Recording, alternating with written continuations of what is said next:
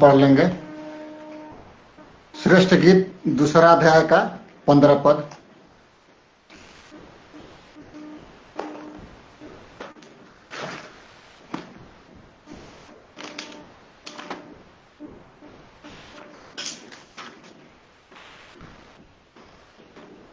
अपना अपना phone silent रखना है, ना कि बजाते रहना है, क्योंकि परमेश्वर के राज्य में खाना पीना नहीं है। मेल, शांति, धीरज। एक आयत पढ़ लेंगे श्रेष्ठ गीत दूसरा अध्याय का 15 पद। जो छोटी लोमड़ियां है दाख की बारियों को बिगाड़ती हैं, उन्हें पकड़ ले, क्योंकि हमारी दाख की बारियों में फूल लगे हैं। मेरे प्रियो, हम इसमें पढ़ते हैं कि जो छोटी छोटी लोमड़ियां हैं वो दाख की बारियों को खड़ा करती हैं। मेरे प्रियो, आज के वचन में हम पढ़ते हैं कि छोटी छोटी बातें, जो छोटी छोटी बातें हैं वो आपको स्वर्ग के राज्य में जाने से वंचित करती हैं। छोटी छोटी बातें, छोटी छोटी लोमड़ियों को पकड़ लो और उन्हें साइड करो। उसी बात को यीशु मसीह कहते हैं कि एक किसान अपने भूमि में अच्छा बीज डाला, तो जैसे भी अच्छा बीज डाल दिया और वो सोने के लिए चला गया, शत्रु आया और जंगली बीज डाल दिया। मत्ती रची सुसमाचार उसका 13 अध्याय में। मेरे प्रिय, जब जंगली बीज डाल दिया तो नौकरों ने अपने मालिक से कहा कि मालिक, क्या हम जंगली बीजों को उखाड़ दें? लेकिन स्वामी बोला कि नहीं, उनको साथ साथ बढ़ने दो। मैं काटने वाले से कहूंगा कि पहले जंगली बीजों को बटोर लो जलाने के लिए, और अच्छे बीज को मेरे खाते में जमा करो। मेरे प्रियो, मत्ती रची सुसमाचार उसका 25 अध्याय 1 से 13 में हम पढ़ते हैं कि जो 5 जंगली बीज थे वो साथ साथ बढ़ते थे, और 5 उसमें अच्छी भूमि पर डाले गए बीज थे, जो 30 गुना, 60 गुना और 100 गुना फल लाए। इसमें हम पढ़ते हैं कि छोटी छोटी लोमड़ियों को पकड़ लो, नहीं तो वो दाख की बारियों को रौंद देगी, क्योंकि उनमें अच्छे अच्छे फूल खिले हैं। क्योंकि बुरी संगति अच्छे चरित्र को क्या करती है? भ्रष्ट कर देती है, बिगाड़ देती है। उसी प्रकार से संत पौलुस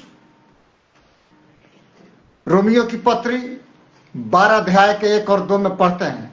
1 में वो पढ़ते हैं कि मैं आग्रह करता हूं, तुम्हारे पांव पड़ता हूं कि तुम अपने शरीरों को जीवित, पवित्र और परमेश्वर के ग्रहण योग्य भावता हुआ जीवित बलिदान चढ़ाओ, मरा हुआ बलिदान नहीं। पुराना नियम में हम देखते हैं कि मरा हुआ बलिदान, बलि कर दो वो मर गया, लेकिन नया नियम में हम देखते हैं कि अपने शरीर को जीवित, पवित्र और परमेश्वर को भावता हुआ अपने आप को समर्पित करो। क्या? यदि तेरी छोटी आंख ठोकर खिलाती है, निकाल के फेंक दे। अंधा ही स्वर्ग के राज्य में प्रवेश करो। यदि बाह ठोकर खिलाता है, काट के फेंक दे। एक बाह रहते हुए कोई बात नहीं, तेरा आत्मा तो स्वर्ग के राज्य में जाएगा। इसीलिए सुलेमान राजा कहते हैं कि छोटी छोटी लोमड़ियों को पकड़ लो, नहीं तो दाख की बारियों को वो नष्ट करती हैं, रौंद देती है, वो खराब कर देती हैं। क्योंकि आत्मिकता का झिलम जब हम पहनते हैं, जब आत्मिकता का वस्त्र पहनते हैं कुलसियों की पत्री में, तो फिर हमको संसार का वस्त्र पहनने की जरूरत नहीं है। जब आपने पिता पुत्र पवित्र आत्मा के नाम से बपतिस्मा लिया और आत्मिक वस्त्र पहना, तो उसको निकालने की जरूरत नहीं है। आज मेरे प्रियो, बहुत से लोग बारियों को रौंदते हैं।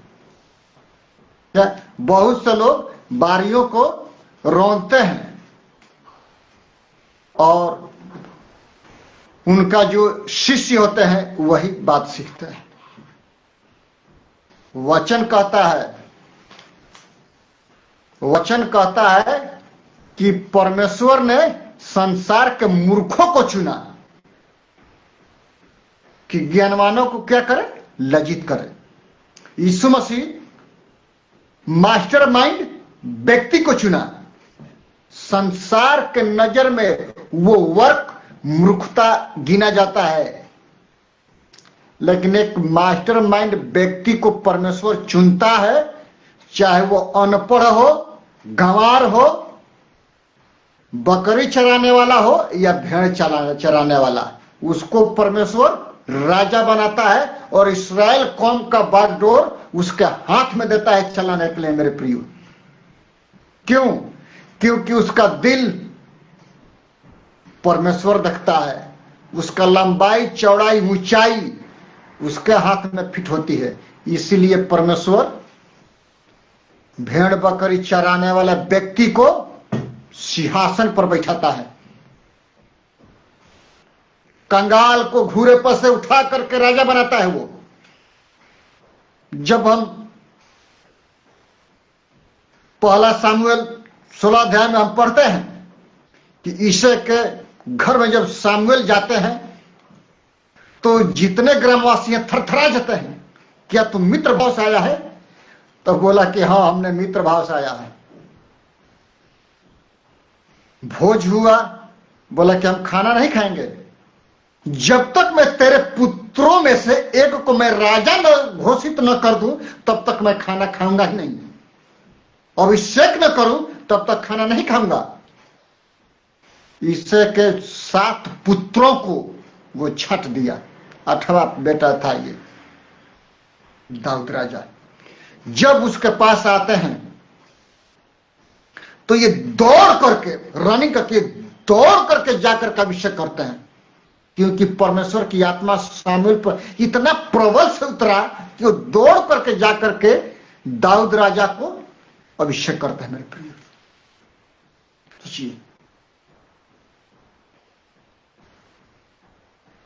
क्योंकि परमेश्वर के राज्य में पढ़ाई लिखाई का कोई मायने नहीं, डिग्री का कोई मायने नहीं, क्योंकि सारा धार्मिकता का काम मैलो चिथड़ों के समान है।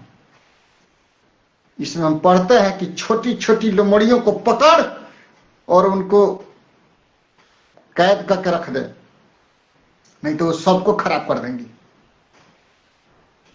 छोटी छोटी बातों को कैद कर उनको आज्ञाकारी बना परमेश्वर के सामर्थ्य के द्वारा। तब जाकर के मेरे प्रियो, यूहन्ना रचित सुसमाचार उसका 14 अध्याय और पूरे अध्यायों में हम पढ़ते हैं, पहल का पद में यीशु मसीह कहते हैं कि तुम्हारा मन व्याकुल मत हो, मैं पिता के पास जाऊंगा, तुम्हारे लिए क्या करूंगा, घर तैयार करूंगा। यदि आपके घर पर आपका नाम लिखा हो, उस पर मिटा करके और दूसरे का नाम लिखा जाएगा। कब? जब आप इन छोटी छोटी लोमड़ियों को, छोटी छोटी बातों से केयरफुल नहीं होते हैं, तो परमेश्वर वो स्वर्ग के सिंहासन पर जब बैठेगा तो वो कैसे आपका नाम लेगा मेरे प्रियो। इसलिए यीशु मसीह के पास में उनकी मम्मी, उनके भाई बहन आते हैं। चेले लोग कहते हैं कि गुरुजी आप आपके भाई बहन आए हैं। यीशु मसीह कहते हैं कि मेरा माँ बाप भाई बहन वो है जो परमेश्वर की आज्ञा के अनुसार कार्य करता है, जो परमेश्वर की आज्ञा को मानता है, जो परमेश्वर की इच्छा पर चलता है, वही मेरा माँ बाप भाई बहन है। जो परमेश्वर की इच्छा पर नहीं चलता वो संसार का है, वो नरक में जाने के लिए सीना तान करके दौड़ करके चला जाए, कोई बात नहीं। परमेश्वर नहीं चाहता कि एक भी व्यक्ति नाश हो। परमेश्वर यह चाहता है कि हर एक व्यक्ति हमारे राज्य में आए, क्योंकि अंधकार में से परमेश्वर ने अद्भुत ज्योति में बुलाया है, तो उसका गुण मेरे प्रियो प्रकट करना है। किसी के रुपया पैसा देख करके, किसी के विश्वासी को देख करके लोभ लालच छोड़ दो, क्योंकि परमेश्वर ऊपर आता है, नीचे नहीं। परमेश्वर ऊपर है और नीचे उसके पैर रखने की चौकी है, उसके हम पैर के नीचे बैठ करके ये सारी योजना बनाते हैं। ये योजना बनाना छोड़ो, अपना दिल खोलो, पवित्र आत्मा से भरो और स्वर्ग के राज्य में जाओ। परमेश्वर यह कहते हैं मेरे प्रियो। इसमें हम पढ़ते हैं कि उनको पकड़ो, उनको कैद करो और आज्ञाकारी बनाओ। हर एक भावना को हम लोग कैद करके और परमेश्वर के आज्ञाकारी बनाते हैं मेरे प्रिय। रोमियो 12 अध्याय उसका 2 पद में हम पढ़ते हैं कि तुम इस संसार के सदृश मत बनो। आप इस संसार के सदृश न बने, आपके बुद्धि के नए हो जाने से आपका चाल चलन बदलता जाए मेरे प्रियो, दिन प्रतिदिन। ये नहीं कि पहल का आश्चर्य कर्म यीशु ने अपने रिश्तेदारी में किया, काना नगर में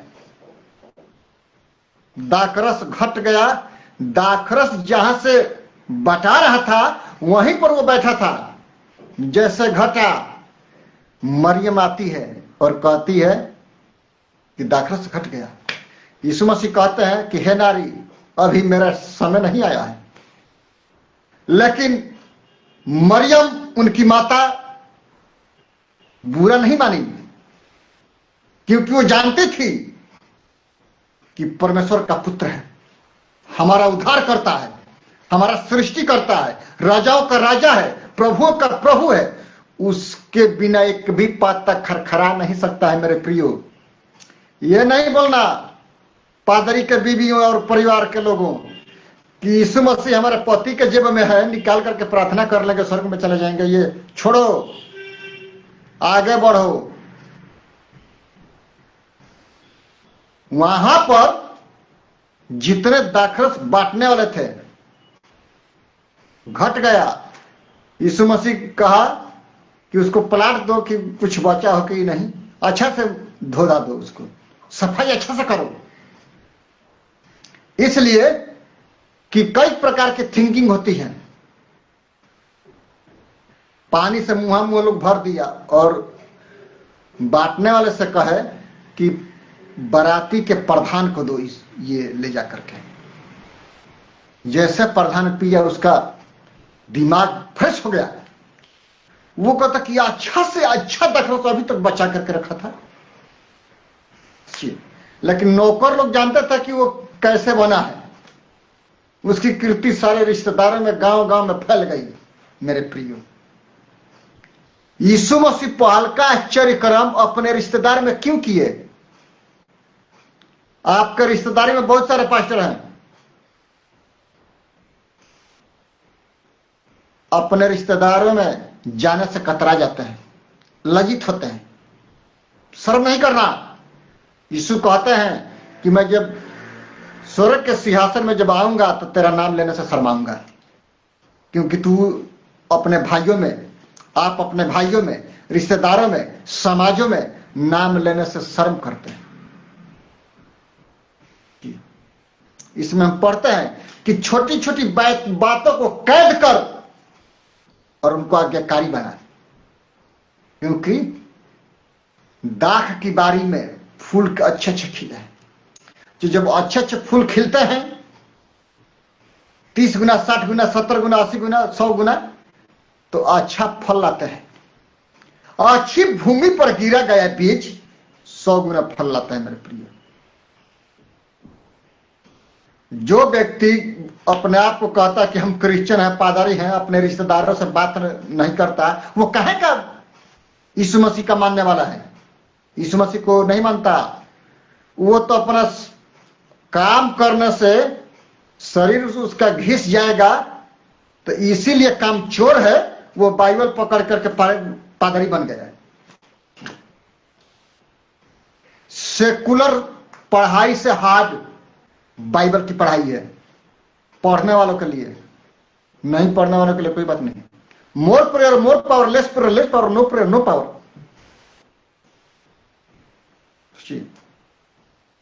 जो पादरी अपने परिवार पर शक करता और जो परिवार अपने पति उसका पादरी उस पर शक करता, तो वो काहे के स्वर्ग में जाएगा?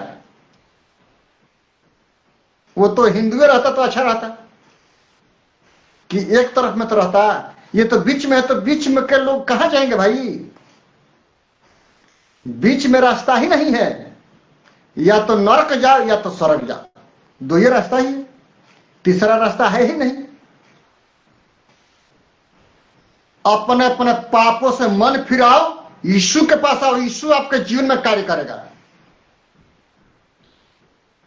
ये शक की आत्मा दुष्ट की सामर्थ्य है, आप में दुष्ट आत्मा काम करता है, इसलिए आप शक करते हैं और एक दूसरे को देख करके जलते हैं, क्योंकि दुष्ट शक्ति आपके जीवन में काम करता है। उसे बाहर निकलने की जरूरत है। छोटी छोटी लोमड़ियों को कैद करके फेंकने की जरूरत है मेरे प्रियो, ना कि उसको घी और चावल और खाना देने की जरूरत है। नहीं, यीशु मसीह कहते हैं कि मन के नए हो जाने से तुम्हारा चाल चलन दिन प्रतिदिन बदलता जाए। पहला पतरस पहला अध्याय के 15 पद में हम पढ़ते हैं कि पर जैसा तुम्हारा बुलाने वाला यीशु मसीह अपने सारे चाल चलन में पवित्र है, हमको और आपको पवित्र बनना है। 16 पद में है, क्योंकि मैं पवित्र हूं तुम पवित्र बनो। पवित्र परमेश्वर पवित्र लोगों में ही कार्य करता है और किसी में कार्य नहीं करता। ये नहीं बोलना कि दारू पीने वाला व्यक्ति प्रार्थना करेगा यीशु के नाम से तो चंगाई होगा, चंगाई होगा। हम ये नहीं कहते हैं कि चंगाई नहीं होगा, लेकिन किसके नाम से चंगाई होगा? यीशु के नाम से। क्योंकि परम पिता परमेश्वर ने सब कुछ यीशु मसीह के हाथ में सौंपा कि आपके नाम से जो कुछ मेरे स्वर्ग पिता से मांगेगा उसको मिल जाएगा। मेरे प्रिय, हम बहुत सारी बातों के बारे में हम पढ़ते हैं। इसमें हम पढ़ते हैं कि छोटी छोटी बातों में हम यदि केयरफुल हैं तो आत्मिक बातों में हम और आगे बढ़ेंगे। क्या? आत्मिक बातों में हम और आगे बढ़ेंगे। मेरे प्रियो, एक आयत पढ़ लेंगे, श्रेष्ठ गीत पहला अध्याय का 6 पद। मुझे इसलिए न घूर कि मैं सावली हूं, क्योंकि मैं धूप से झुलस गई। मेरी माता के पुत्र मुझसे अप्रसन्न थे, उन्होंने मुझको दाख की बारियों की रखवालिन बनाया, परंतु मैंने अपनी निज दाख की बारी की रखवाली नहीं की। मेरे प्रियो, यदि आप डायरेक्टर हैं, चाहे XYZ कोई भी हो, अपने पेट के बारे में चिंता करता है और दूसरों के पेट के बारे में चिंता नहीं करता, तो वो आप वही बताइए वो क्या है?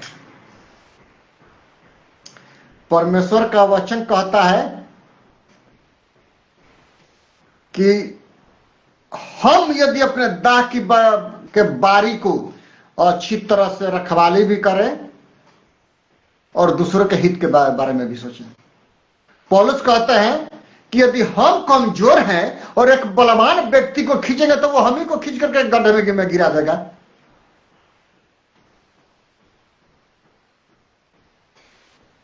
कलीसिया में बहुत से लोग आते हैं जाते हैं, लेकिन उनके पाप में शामिल नहीं होना, न कि सख्त से गम के सिर पर हाथ रख करके पाप में शामिल हो जाना। नहीं मेरे प्रियो, परम पिता परमेश्वर की आत्मा पानी के ऊपर मंडराता था, न कि पानी के नीचे। परमेश्वर आपको पानी के ऊपर तैरने के लिए बनाया है, न कि पानी के नीचे घुट घुट के पानी पीने के लिए। सोचिए मेरे प्रियो, बहुत से लोग कथा कहानी कहते हैं, लेकिन एक व्यक्ति जब डुबकी मार करके समुद्र में और जब पानी पी करके ऊपर आता है और कहता है कि मैं कुछ किया नहीं, एक दिन परम पिता परमेश्वर ने देख लिया और जैसे डुबकी मारा और पानी पिया और मुंह में जैसे वो मुंह खोला और टेंगड़ा मछली उसके मुंह में फंस गई। जो टेंगड़ा होता है दोनों तरफ में कांटा होता है उसका, अब तो उसका सारा बुराई उसके सिर पर आ गया। उसी तरह से आजकल के कलीसिया में चर्चस में होते हैं। हम बहुत सारे पासवानों को जीवन चरित्र के बारे में हम देखते हैं, पढ़ते हैं, सुनते हैं, आंखों से भी देखते हैं। हम यही चाहते हैं कि नए साल में नई उमंग, नया जोश और एक दूसरे से प्रेम का व्यवहार करें। यदि आप प्रेम करते हैं तो बहुत सारे बुराइयों को ढक देते हैं, उसको कवर करके हटा देते हैं मेरे प्रिय। क्योंकि परमपिता परमेश्वर ने अपने पुत्र को मेरे और आपके पापों के लिए पृथ्वी पर भेजा, मारा गया, गाड़ा गया और तीसरे दिन मृतकों में से जी उठा। सोचिए, राजाओं के राजा का जन्मदिन 25 तारीख को है। उस दिन के बाद से दिन अंश अंश करके बढ़ता है, तो उसी तरह से जब दिन अंश अंश करके बढ़ता है तो हमको और आपको परमेश्वर के सामर्थ्य में, अपने भाइयों में, एक पास्टर दूसरे पास्टर को मेल मिलाप करने में एक दूसरे से बढ़ चलना है मेरे प्रियो, ना कि घटना है, ना कि जल सरकना। यदि आपके खाते में परमेश्वर ने जो रखा है वो आपको देगा ही देगा। चाहे आपके सामने ट्रेन आए, चाहे पहाड़ आए, चाहे कुछ भी आए मेरे प्रियो, आपका जो आशीष है उसको मत रोकिए। ये जो छोटी छोटी बातें हैं, घूस है, लोभ है, लालच है, ये आपके बड़ी बड़ी आशीषों को रोक करके और कैद कर देती है। उनको हमको रोकना नहीं है। उन छोटी छोटी बातों को हम यदि केयरफुल हैं, यदि हम सावधान हैं, तो बड़ी बड़ी बातों को परमेश्वर हमारे ऊपर और आपके ऊपर प्रकाशित करेंगे मेरे प्रिय। क्योंकि परमेश्वर हर वक्त अपने बच्चों को देखता है कि मेरा बेटा और मेरा बेटी क्या करते हैं मेरे प्रिय। क्योंकि परमेश्वर स्वर्ग से देखता है और हम पृथ्वी पर रहते हैं। इसमें हम पढ़ते हैं, विश्वासी को उन चीजों से सावधान रहने की जरूरत है जो मसीह के उनके जीवन और उनके आत्मिक जीवन में उलझन पैदा करते हैं। घूस, चोरी, दसवां से लेकर के बोल देना कि नहीं मिला है जी, पैसा का लोभ लालच, इनसे दूर रहना है मेरे प्रिय। ये आपके आत्मिक जीवन को खराब कर देते हैं। जो आपका घर स्वर्ग में प्रभु यीशु बनाने के लिए गए हैं, उस पर दूसरे का नाम हो जाएगा। वैसा नहीं करना, क्योंकि आपका घर आपको मिलेगा कब? जब आप अंतिम समय तक धीरज धर के रहेंगे, तो आत्मा कलीसिया से कहता है कि मैं उसको जीवन के वृक्ष में से खाने को दूंगा जो स्वर्ग लोक में है। जो स्वर्ग लोक में है, तो हमको और आपको आत्मिक जीवन में बढ़ चढ़ करके कार्य करना है मेरे प्रिय। नए साल में किसी भी कमीशन या चूक के सभी पापों से उन्हें छोटा पाप माना जाता है, जो इतना नुकसान पहुंचाता है, जो आपके घर जो स्वर्ग लोक में है यीशु बनाने के लिए गए हैं, उस पर आपका नाम मिटा करके दूसरे का नाम लिख दिया जाएगा। ये छोटी छोटी बातें, घूस, लोभ, लालच, चोरी चमारी, ईर्ष्या, झगड़ा, वो उस पर शक करेगा, वो उस पर शक करेगा, तो आपका जो आत्मिक घर है उसमें से परमेश्वर आपका नाम काट देगा। क्योंकि स्वर्ग के राज्य में शक करने वालों को कोई जगह नहीं है, डरपोकों को कोई जगह नहीं है, ईर्ष्या करने वालों को, डाह करने वालों को कोई जगह नहीं है। सोचिए, जब आप पृथ्वी पर जीवित हैं और अपने रिश्तेदारों से मेल जुल नहीं करते हैं तो स्वर्ग के राज्य में आप क्यों जाएंगे? क्योंकि आपके बाप का वो बपौटी है कि आप चले जाएंगे? नहीं। पृथ्वी पर मेल मिलाप और पापों की क्षमा है। मरने के बाद मिट्टी क्या दुहाई देगी? या तो नरक में जाएगी या तो स्वर्ग में जाएगी मेरे प्रिय। दो ये काम होगा, तीसरा काम है ही नहीं।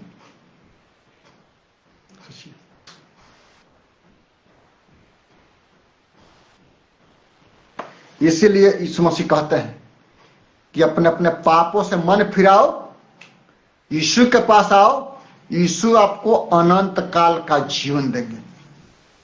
हर वक्त वो जीवन देने के लिए मेरे प्रिय तैयार रहते हैं। इसीलिए आज हम लोगों ने पढ़ा कि छोटी छोटी बातों में केयरफुल रहना है और उनको बड़ी बड़ी बातों को परमेश्वर आशीषों से परिपूर्ण करेंगे।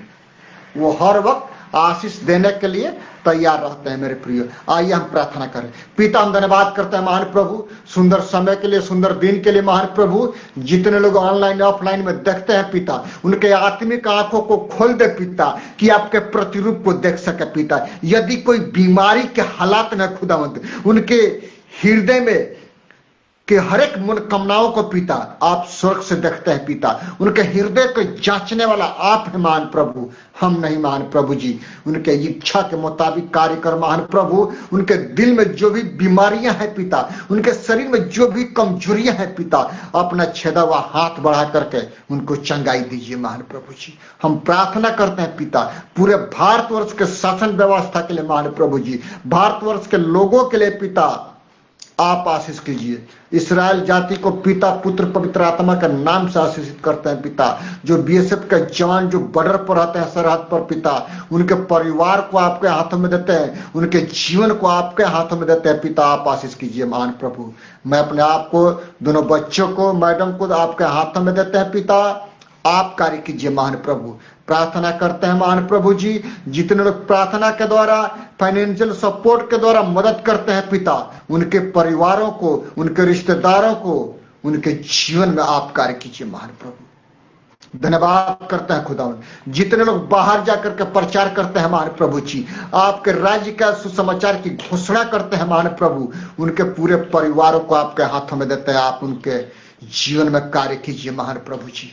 धन्यवाद करते हैं खुदावंद। सारा आदर महिमा पिता आपको देते, उद्धार करता प्रभु यीशु मसीह के नाम से मांगते हैं, आमीन। यीशु मसीह का अनुग्रह, परमेश्वर पिता का प्रेम और पवित्र आत्मा की संगति और सहभागिता अब से लेकर के आने वाले दिनों तक होती रहे, आमीन आमीन। सबको जय मसीह की। मेरे प्रिय यीशु मसीह के मधुर नाम में प्रभु यीशु आपको आशीष करे। सबको जय मसीह की।